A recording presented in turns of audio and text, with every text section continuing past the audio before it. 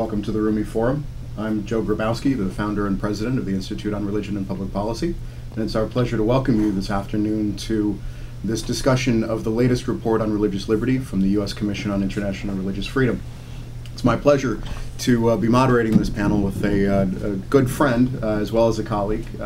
Knox Thames and I have worked together since Knox was the Religious Liberty Counsel at the United States Commission on Security and Cooperation in Europe. Knox then was a member of the staff in the Office of International Religious Freedom at the United States Department of State, and Knox is now the Director of Policy and Research at the U.S. Commission on International Religious Freedom.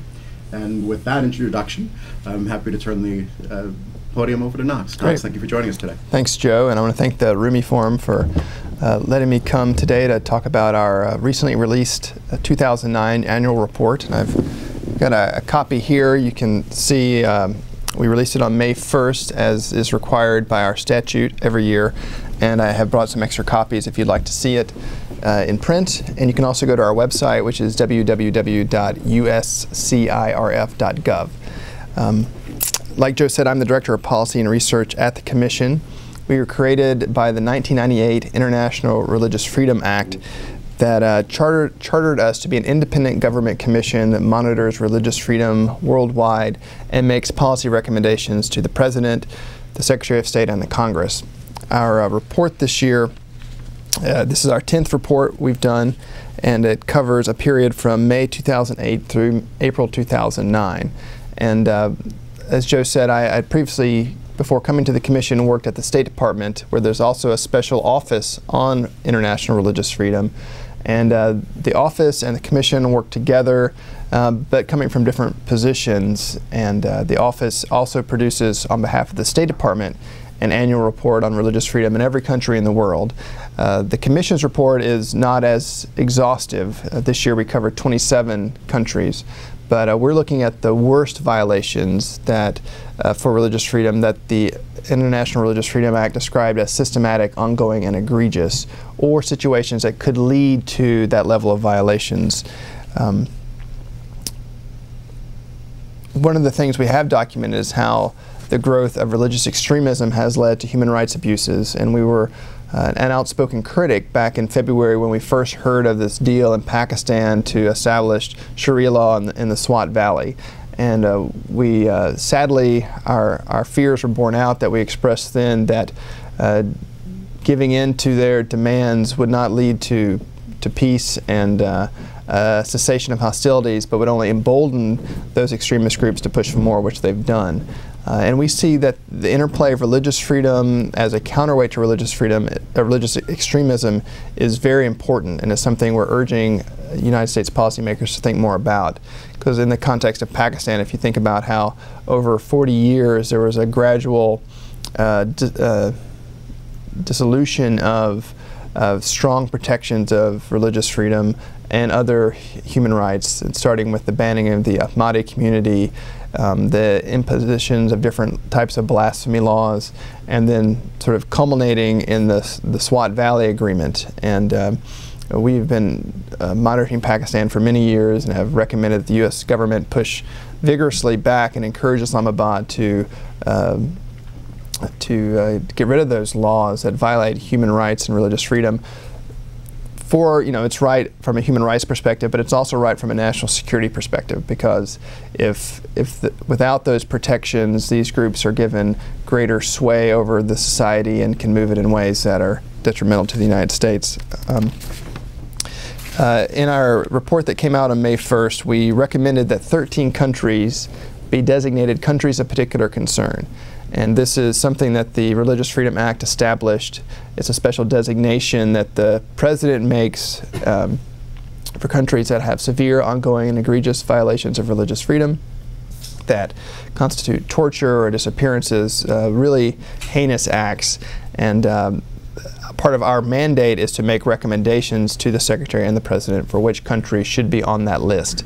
The ones we recommended this year are Burma, China, Eritrea, Iran, Iraq, Nigeria, North Korea, Pakistan, Saudi Arabia, Sudan, Turkmenistan, Uzbekistan, and Vietnam. In addition to our CPC recommendations, that's the shorthand for country of particular concern, We have also established a watch list of countries where the trend lines are concerning, and while the current situation doesn't rise to a CPC level, it's something we want to put policymakers, to highlight to policymakers that we should be engaging now to ensure that it doesn't degenerate into a CPC situation. This year our list is comprised of Afghanistan, Belarus, Cuba, Egypt, Indonesia, Laos, Russia, Somalia, Tajikistan, Turkey, and Venezuela. And one last point that our report makes on broader U.S. policy is just the use of these mechanisms and the use of this CPC designation. The State Department has designated only 8 countries currently, and of those 8, only one has any specific U.S. government action that's related to religious freedom abuses, and that's on Eritrea. For the other countries like China or Iran, the sanctions that were already pre-existing, the State Department has said those are now also for religious freedom violations. So the sanctions we had on China for Tiananmen Square, those are now also for religious freedom violations. And our argument is, well, that doesn't show countries that were really serious about religious freedom violations. The intent of the law was to elevate this human right into U.S. foreign policy in a way that would show other countries that are violators that this is a top concern. And by not using the menu of actions that the Act provided to take new steps against countries that have been designated sends the wrong message. And so it's something we're in conversation with the State Department about, considering how they can use it more energetically. But let me speak for a few moments about Turkey and the findings that you would find in our report chapter on Turkey. It's a country that the Commission has followed for some time, and this was the first year that we had added Turkey to our watch list. And it was due to the ongoing religious freedom violations against many of Turkey's citizens, including members of the majority and minority religious communities. We recognize that Turkey has a democratic system and a strong tradition of secularism. However, it's that interpretation of secularism that has led to many of the concerns that we have. The concerns that were highlighted that led to us placing them on the watch list was the whole debate about the headscarf and the ability of Turkish citizens to wear it. And of course, everyone knows in February 2008, the Parliament passed amendments to the headscarf ban on university campuses, but then the Constitutional Court later overturned it. And that was something we were troubled to see, that progress that we hoped was being made ultimately was overturned. Other concerns were the significant restrictions on minority religious communities, including state policies and actions that effectively deny non-Muslim communities the right to own and maintain property, to train religious clergy, and to offer religious education. And this has led to the decline, and in some cases the virtual disappearance, of religious communities that have been in Turkey for millennia. Now, the Commission did travel to Turkey in 2006 and met with a variety of government officials and parliamentarians and leaders of diverse religious communities. And throughout the trip, we heard from almost every tradition that there were ongoing problems with the opening, maintaining, and operation of houses of worship. However, individuals were still generally free to gather for worship as provided in the country's constitution. Many people also spoke of how over the past decade the EU engagement process has led to significant improvements for religious freedom, especially for the minority communities. However, we did learn about significant restrictions on the majority Sunni Muslim community, the Alevis, and Christian and other communities, and these concerns continue. In our chapter on Turkey, we quote the European Commission 2008 report, which said, among other things, that Turkey needs to make further efforts to create an environment conducive to the full respect for freedom of religion in practice. And we certainly echo that sentiment. So in each of our chapters, we have at the very end a set of recommendations for U.S. policy. And some of the recommendations we had concerning Turkey was that the U.S. government explore ways to cooperate with Turkish authorities on ways to allow women the freedom to express their religious or non-religious views through dress, so as to respect their beliefs as well as the secular status of the Turkish Republic. and we also encourage the European Union to raise the headscarf ban with the Turkish government.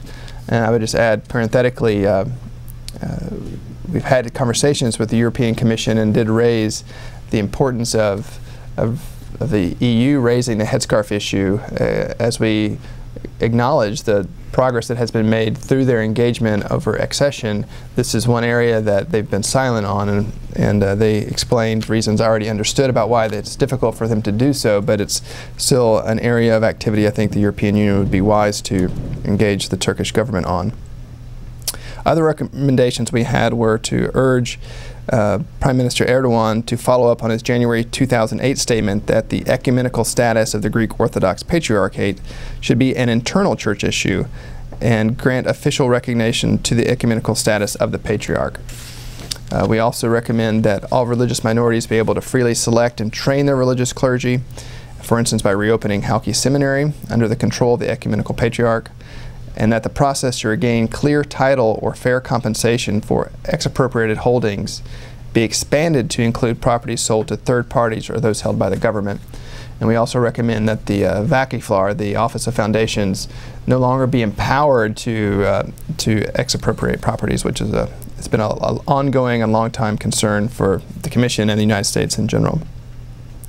Some other countries I'll just touch upon. There's many, so let me hit some highlights. The one country that we removed from our lists was Bangladesh, which came off our watch list, and that was for two reasons. One, the elections that brought the Awami League into power occurred without the violence targeting religious minorities that we had seen in the 2001 election, and also the new Prime Minister, Sheikh Hasina, had promised protection of freedom of religion and expression and equal treatment for members of religious minorities, as well as the repeal of discriminatory laws and regulations. And so those were positive steps we saw, and the Commission decided to remove Bangladesh from the watch list.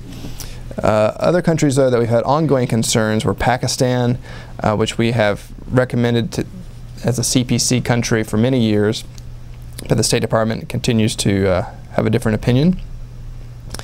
We cited the ongoing imprisonment on account of religion or belief for religious minorities or dissenting members of the majority Muslim population. The government of Pakistan also continues to promote the problematic defamation of religions concept at the United Nations, which as part of its engagement under the Organization of the Islamic Conference, which is an attempt to undermine protections for freedom of religion and expression at the international level. Another country that we've followed for some time is Saudi Arabia. It is a CPC country. The State Department designated it in 2004. I'm sorry, in 2004. And we're concerned about a range of issues. Some examples would be their textbooks, their curriculum, and that it espouses a worldview that indoctrinates hatred towards the other, towards non-Muslim religious groups or Shia Muslims. And the government had committed to clean up its textbooks, but we haven't seen steps that would demonstrate that they've done that throughout or as completely as we think should happen. Iran is another country that is a CPC that we believe that's the right call that the State Department has made. In the past year, government rhetoric and actions worsened conditions for nearly all non-Shia religious groups, most notably for Baha'is, as well as Sufi Muslims, evangelical Christians, and members of the Jewish community. And then in September 2008, the government launched an effort to institute a penal code that for the first time would legally enshrine the death penalty for apostasy, which was deeply troubling. One of the a new addition to our CPC list was Nigeria, and it was a surprise to many. Nigeria had been on our watch list for 7 years due to the ongoing inter-religious violence that had been occurring in the middle and northern sections of the country. And the Commission made a trip to Nigeria in March and April of this year to try to gather the facts to have a better understanding if progress is being made. And our commissioners came back very concerned that there's no commitment by the government to take really any steps to prevent future interreligious violence or to prosecute those Muslims or Christians who are engaged in it. And it's created a real culture of impunity. And under the International Religious Freedom Act, a government can be designated a CPC for its actions, but also for its inactions. And we think it's this inaction at all levels of government to bring the perpetrators of violence to justice that is very concerning and warrants them to be a CPC country. Another country we've just very recently visited and just returned this week was to Vietnam. And Vietnam's an interesting example of how the International Religious Freedom Act can work. It was designated a CPC between 2004 and 2006. And that led to real intensive negotiations between the United States and the Vietnamese on ways that they could improve their protection of religious freedom. And actually a binding agreement was established between our two governments where the Vietnamese committed to make significant changes to their legal regime that concerned religious freedom. And significant progress was made on account of that. And in 2007, the State Department removed Vietnam from the CPC list. We believe, while we acknowledge progress was made, there are still many things left undone in Vietnam. And by taking them off the list when they did, it was premature. And so we've actually been recommending to the State Department that they be added back to the CPC list as a way of focusing the Vietnamese on ensuring that religious freedom for all is protected. In the cities, you've seen the biggest improvements, but up in the Northwest Highlands, where you have a lot of the minority groups that have converted to Christianity at one time or another, you still have very problematic restrictions, and we have seen very little indication that the Vietnamese are willing to take the necessary steps to bring about improvements. China is a major focus for the Commission, and last year was not a good year for religious freedom in China. The conditions in Tibet are probably the worst they've been in the 10 years of the Commission's history. And the peaceful religious activity of Uyghur Muslims continues to be clamped down upon by the government to the point that even Uyghur Muslim families are basically prohibited from teaching children about their own Islamic faith. Also, unregistered Catholic priests and bishops continue to be arrested and detained, and unregistered Protestant adherents were arrested. More unregistered Protestant adherents were arrested in the past year than in the previous, and one reputable NGO put the number at 764 unregistered Protestants were arrested in the last year. And of course, this was during the Olympics year. When China was opening up to the world, they actually had an increase in clamp down and control over these religious communities, and those controls that were added still remain in place despite the Olympics having moved on. A couple of our watch list countries I'll highlight. One is Cuba. We've seemed to be having a rapprochement where the bilateral relationship's improving. We actually requested to go to Cuba, and it was difficult to get down there with the travel limitations, and we had a date set, and the Cubans wouldn't issue us our visas, and so we weren't able to go down to see if religious freedom was an issue that Raul Castro would want to engage on, and that was unfortunate. I had a very strange situation where I was recommended that I just go to the Cuban embassy to talk about the visa issue, and so I rang the front door, and no one would answer, so I called the contact on my cell phone, and he picked up, and I said, "I'm actually outside your embassy to talk about the visas," and he would never let me in. So we had like a 10-minute meeting while I stood on the sidewalk and he was in his office, and I guess that was a sign of their position on giving us visas, since we couldn't even get into the embassy. But we still hope to go, and I think it would be helpful as we try to come up with policy recommendations for the new administration and their new engagement with Cuba, and so we hope that they will eventually let us in.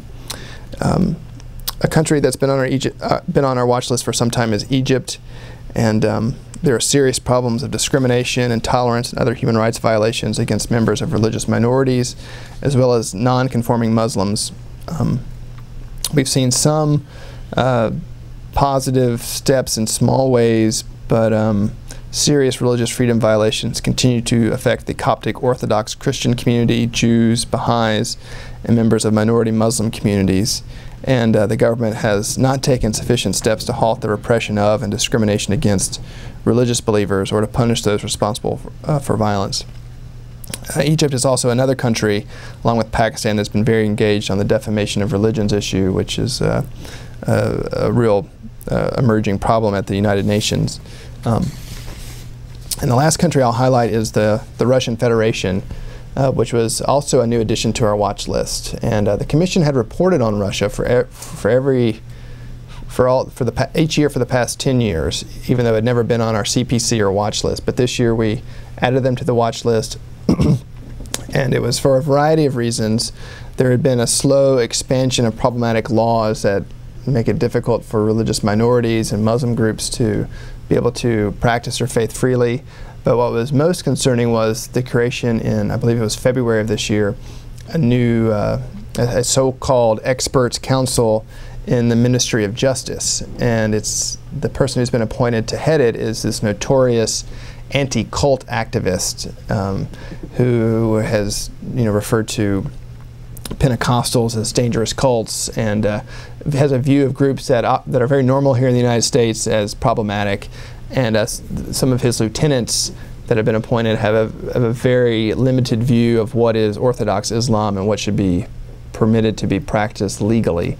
And it's just now starting up, but we're concerned that this body and the personalities that have been appointed will have a lot of leeway to really try to monitor and control the religious activities of a variety of religious communities. In fact, at one of their first meetings, they expressed concern about the Russian Bible Society, which doesn't sound like to me a group that would be problematic in most other countries. But so it's something we're going to be following, and we've been raising this issue, but also all these other issues with the State Department, NSC, and working with the NGO community and the various religious communities to think about ways to move U.S. foreign policy forward, but ultimately that changes policy in these countries, because that's the ultimate goal for all of us in this field, is to see changes domestically.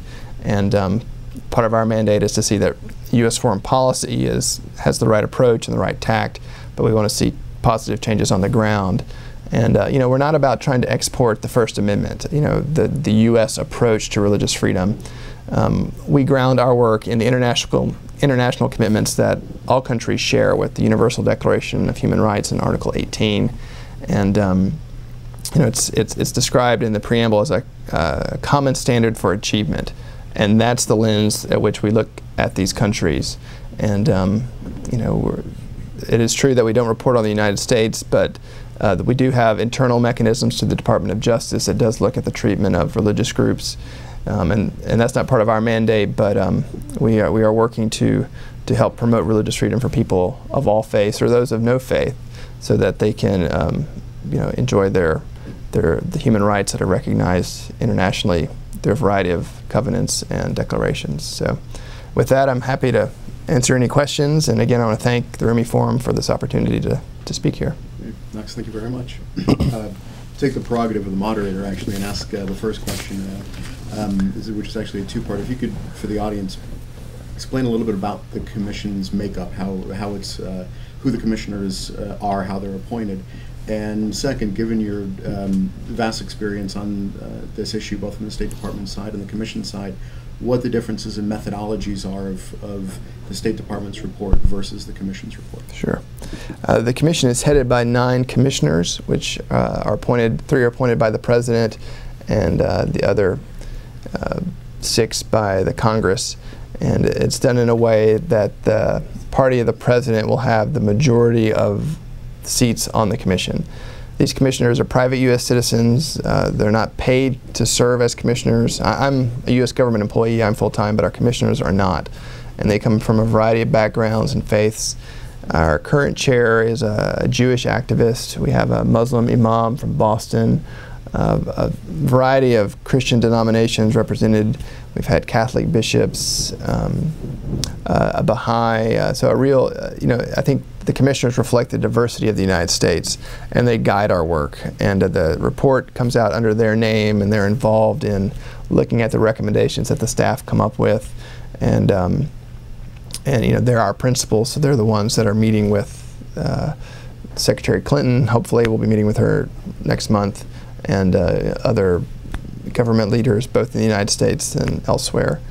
As far as our methodology, the State Department has the benefit of having embassies in every country in the world, and the way that the Religious Freedom Report and its sister report, the Human Rights Report, work is that the drafts start in our embassies. So say in Dushanbe, Tajikistan, there's a human rights officer there who is collecting information year-round on religious freedom, on freedom of speech, on democratization, to feed into these reports. And he will put together the first draft of the Religious Freedom Report and then ship it to Washington, where the experts in the Office of International Religious Freedom will then add to it, make changes, be in conversation about, why did you put this in, why did you not put this other incident in, and have that negotiation. And then it goes through a clearance process inside the State Department. And that covers every country in the world and is a July to June cycle. Like I said earlier, our report is more focused in that we're looking at the worst of the worst. And while the State Department report documents, it doesn't make recommendations. And that's one important distinction. Our report does some documentation, but also has extensive recommendations for what U.S. policy should be promoting. And I think that's the value that we add in sort of thinking about what does the United States need to be doing to more effectively promote this human right. Thank you. Any questions in the audience? Yes? I want to learn your findings about... Stand up, please. Mustafa Gümüş, George Washington University. I want to learn your findings about Alevi issue in Turkey. And do you have any recommendations about that issue to the government or related institutions in Turkey? Sure. We do have a section in our report that discusses the situation of the Alevi. We document some of the protests that happened over the past year, and the whole issue, the European court case that came out in favor of the Alevi side that said that the education curricula in Turkey needed to reflect the Alevi faith as in its uniqueness and not a part of Sunni Islam or just ignoring it completely. I think the Alevi situation is unfolding. There's the issue of, will the gym houses receive government subsidies like mosques do, and also would the prayer leaders be a part of the DNet structure or separate, and do they want to be or not? And I think in the Alevi community in Turkey, you see they have a difference of opinion on what should be the right approach. And so we document that to some extent, but it is a community, it's the largest minority religious community in Turkey, and so it's something that we do spend time on, and we do have recommendations about making sure that their concerns are on the part of the discussion between the United States and Turkey.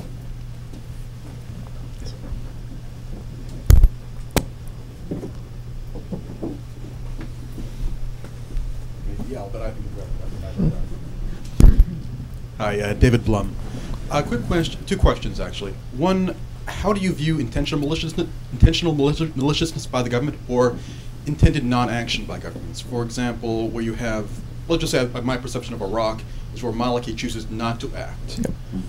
There's that case. And the second question, how do you represent Western governments when they may not be on a list, where they may not actually be doing actions, but how do you, when they make mistakes? Like, for example, you talked about Turkey and their headscarf ban, well, you talked about France and their headscarf ban and their limitation of religious freedom. Again, this is where the International Religious Freedom Act is our standard, our guide, and for countries to be designated a country of particular concern, it can be for government action or inaction. So Iraq is a country that we have recommended to be designated a CPC, although it was a split vote amongst commissioners, and it was for the inaction of the central government to protect religious minorities and to quell the intra-Muslim religious violence, but also because of the activities of the Kurdistan regional government to suppress the religious freedom of minorities. So there was a dual issue But I think Nigeria is an example I spoke about earlier, where the inactivity, we believe, rose to the level that it deserved to be on our CPC list. But in most of our countries, it's government actions, government persecution, harassment, discrimination that is the element there that we're focused on. Concerning other countries, France is one that I know before I arrived at the Commission, we were engaged on when the headscarf ban law was being discussed, although it's a law that does affect other religious communities, but it's commonly understood to be focused towards Muslim girls in French public schools. I was working at the Helsinki Commission at the time, and I took it upon myself to go to Paris to raise these issues directly with the French. There are worse places to go do human rights work, but we had some very interesting conversations with individuals in the Ministry of Education, and we were just talking past each other, because their view of religious freedom is freedom from religion. Ours is freedom of religion, and so they think the public space should just be clear of it. And it's their concept of laïcité, and that is led to some very interesting theoretical discussions that resulted in no change in government policy. But I think they were aware of U.S. concerns, and in practice, from what I heard, what I was told was the number of girls that dropped out of school was much lower than was feared. And the argument we were making was, you want to inculcate these students with the values of the French Republic, but the girls you want to reach the most are those who most value their headscarf and their faith. And so you're actually working against the goals of this legislation, and that argument fell on deaf ears. But we do engage other countries. For example, Azerbaijan, it's not on our watch list, but they're considering new legislation that would limit religious freedom, so we issued a public statement on that expressing concern. So we can engage on countries that don't come into our report, but still are still considering or have enacted problematic policies. Knox, as a follow-up to that, aside from the International Religious Freedom Act as a standard, what are the other what's the word I want to use? The other, maybe not standards, but the other indicators that will drive the Commission's work on a particular country? What is it that becomes the attention point, so to speak? Well, we rely a lot upon the NGO community and the different religious communities to send us information, since we don't have the advantage of having embassies to send cables in and to monitor this stuff. We are dependent on other sources of information. So it is, I would encourage all of you to be in communication with us if you're aware of problems, and also be in communication with the State Department. But you do have the ability to place items on our agenda if you can give us clear and concise information that gives us very concrete, verifiable facts about abuses, and we would welcome that. But it's situations of abuse that are very serious, or actions through legislation. I think that sets up you can't have good government policy if the laws are bad. So I'm very interested in making sure that we're engaged on draft legislation and laws that could really set a negative tone in a country. For example, Tajikistan was a new addition to our watch list, and what pushed it onto the list, there's been a lot of problems for a while, was they passed this really problematic religion law that was really controlling the practice of Islam and limiting the number of mosques that could be opened and the ability for women to wear the scarf in schools, but also had a very burdensome registration process for the Christian groups. And we're now hearing that the government is sort of divided now about should they amend the law to pull some of that back. And I can't take credit that us putting them on the watch list is causing that discussion, but I don't think it hurt. And so they're saying that, hey, there was repercussion for passing this bad law that the international community had clearly communicated was problematic. So we'll hope to see if the things move forward in a positive way there. we have any more questions? Jenna, Rumi Forum. Did you speak about India at all? Yes. Are they on the list? And can you expand more on that? Sure. India is a country that we have been following for some time. We did not release our chapter on India this year for two reasons. One is we're hoping to go, and we're in communication with the Indian government currently about a trip that would occur in about 2.5 weeks. And we were advised that releasing our chapter that would talk a lot about the violence that occurred in Orissa in late 2008, where the Christian community was brutally attacked and with people being killed and 50,000 internally displaced persons. That chapter, releasing that chapter now would not help our attempt to get visas, and the Commission's never been able to go to India. And the other consideration was the May 1 due date for our report was in the middle of their month-long election cycle, where the Congress Party, which had been the party in power and that did ultimately win the election, was in a tight race with the BJP, which was the Hindu Nationalist Party. And we were concerned that releasing our chapter on India, which would be critical, that gets into BJP activities and the activities of Hindu nationalists, would give them fodder to wave in the faces of voters, and we didn't want to be a player in the Indian election, basically. So we made clear that if we're not given visas, we will then release our chapter, and any determination we might make about them being on the CPC or watch list. But we'd much rather be invited to come to the country so our commissioners can see firsthand, can visit Orissa, can visit Gujarat, where there was several thousand Muslims killed in 2002 and no one's been brought to justice.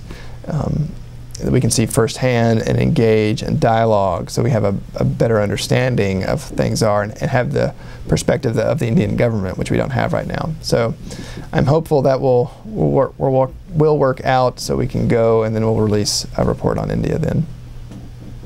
Just ask a follow-up question. In regards to diplomacy and your work, and working for the government, and also speaking about religion and the separation of state and religion here in the U.S. I know that this can be an issue for diplomacy, and it is an issue that's on the table at the State Department currently. I was part of a working group that met recently about this, to start talking about faith-based diplomacy. Can you talk about your experience as a government employee and talking about religion and Sure. how that works?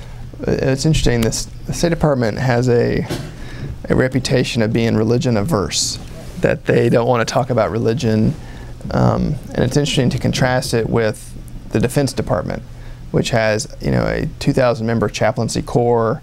Our folks out in Afghanistan are rebuilding madrasas, so our military, which are often our diplomats in some very tough places, are really engaged in religion. Our actual diplomats are wary of engaging on it. For example, the U.S. has never clearly come out and spoken about the headscarf ban in Turkey, I think because they're afraid of offending the secularists and getting into that complex issue. But it's something in our recommendations we think should be done to say clearly that women should have the right to wear or not wear the scarf, and that freedom of choice should be protected. And we think the U.S. government should be clearly speaking about that. And the United States is a very religious country, and with a diverse tapestry of faiths, we are so well positioned to talk religion with groups in the Muslim world, in the Asian world with Buddhists and Hindus, to have that commonality to try to achieve our foreign policy goals in a way that's respectful of what they believe and that has a common language. But folks at Foggy Bottom they're not there yet.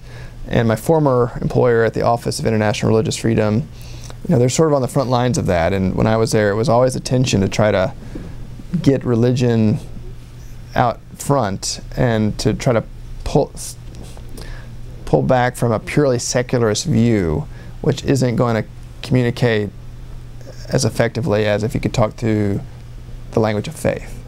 And at the same time, we have to be careful because not all Americans are religious, and some have no religion at all. and but I think we can do both in a way that that no other country really can. But I feel like we're sort of trying to engage the world with one hand tied behind our back because we're not really relying on those resources as best we could.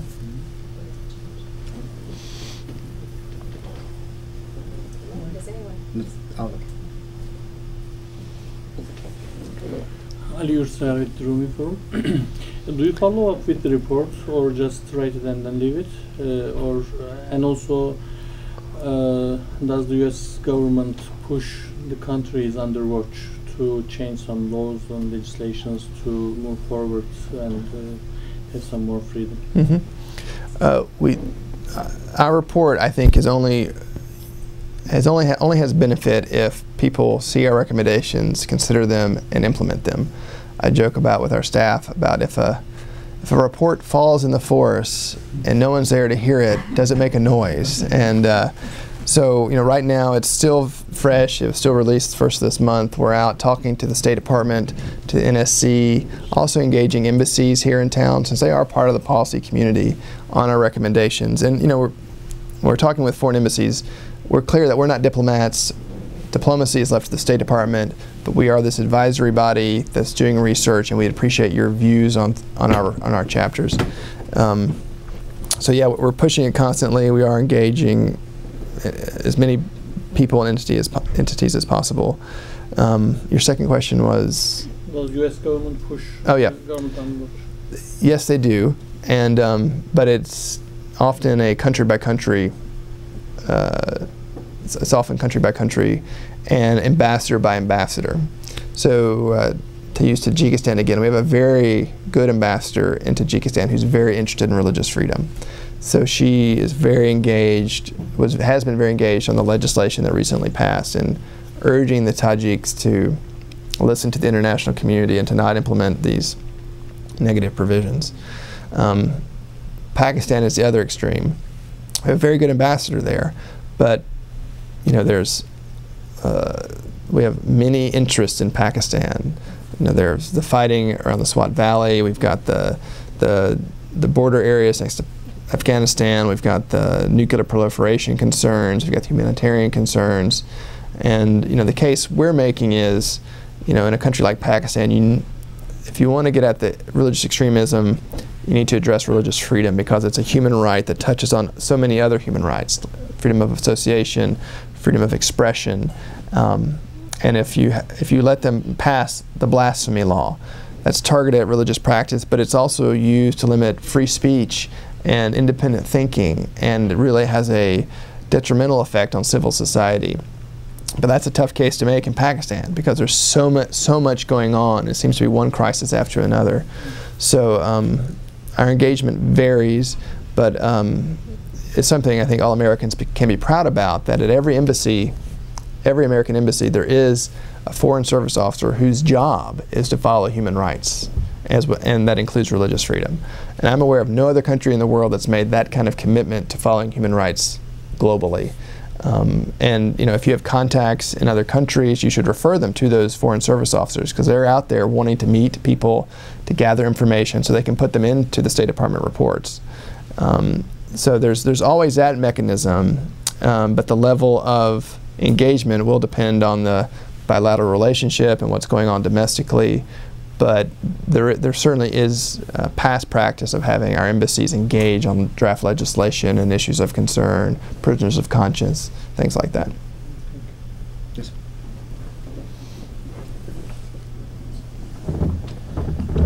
One more question. I know that ungoverned territories like Somalia would be an issue for you because they cannot implement policy.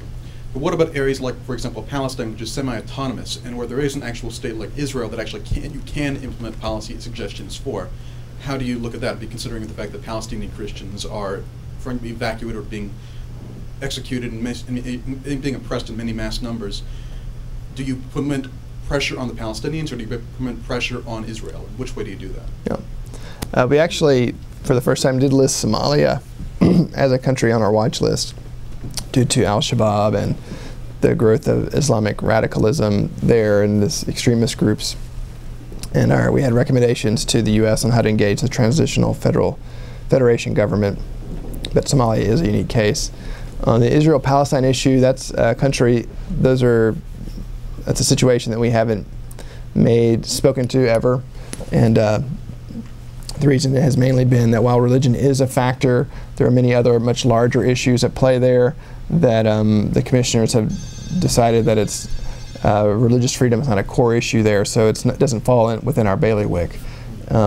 I personally haven't heard of any instances of Palestinian Christians being executed, and that would be, or I apologize for that. okay, but I mean, if there is information like that, we'd certainly want to know, because that would be very, very troubling and unheard of. But my colleague who covers the Middle East does keep an eye on what's going on there. But our general position has been religious freedom, which is our mandate. Those issues aren't the issues that are at play there.